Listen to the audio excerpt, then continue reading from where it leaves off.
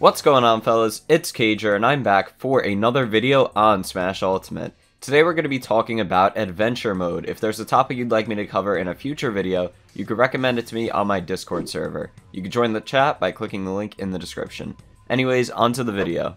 It's no secret that many Smash fans want Ultimate to have a story mode similar to Brawl, but is this possible? After all, Sakurai stated that he didn't include such a mode in Smash 4 because the cutscenes from the Subspace Emissary in Brawl were uploaded onto the internet. In his eyes, this ruined the whole premises of the game mode entirely. This is why Smash 4 instead had cutscenes for new character reveals, as it gave fans the character interactions they wanted, and nothing was spoiled by people reposting the cutscenes on YouTube. However, this didn't satisfy most fans. Sure, the newcomer cutscenes are great, but people didn't play Subspace just for cutscenes alone. It was the story that really kept people hooked, and it's one of the few reasons that many people today still go back to Brawl. Sakurai tends to change his mind often due to popular demand. For example, he changed his mind about Ridley being too big after fans were outraged at his exclusion from the Smash 4 roster. He also added Solid Snake and a bunch of other characters that were originally cut from the roster due to demand from the fans alone. Sakurai has made bold statements before that he's changed his opinion on, so perhaps he changed his mind about Adventure Mode and is planning to include a full-fledged story in his Smash Ultimate, similar to the Subspace Emissary from Brawl. Or maybe not.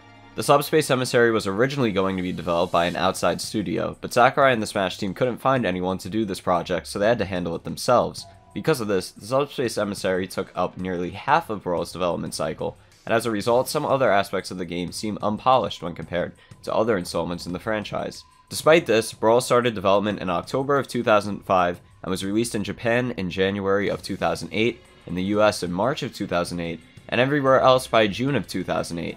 If you compare this to Smash Ultimate, the project planning started in December of 2015, and the game is set to release worldwide in December of 2018. This means that even if the Smash team couldn't outsource the story mode to another studio, they could have theoretically had enough time to complete it themselves. The only thing that I could see preventing them from completing a fleshed out story mode this time is the large roster this game has. Making a story mode that would include all of these characters would probably take much more time than Subspace, so is it possible that we will even get to see an adventure mode in this game? I think that there are two possibilities for an adventure mode if we get to see one. The first is that we will get to see a massive story, perhaps even bigger than Subspace due to the larger roster of this game. This will only be possible if the adventure mode is developed by an outside studio.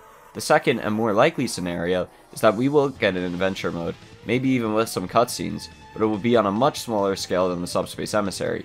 I don't think it will be as short as Melee's adventure mode, but perhaps it will be somewhere in between that and Subspace.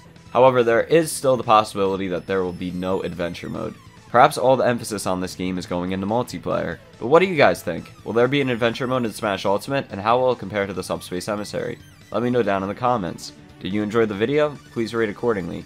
If you're new to the channel, subscribe to stay updated on all news related to Smash Ultimate and more. This is Cager, and I'll see you in the next one.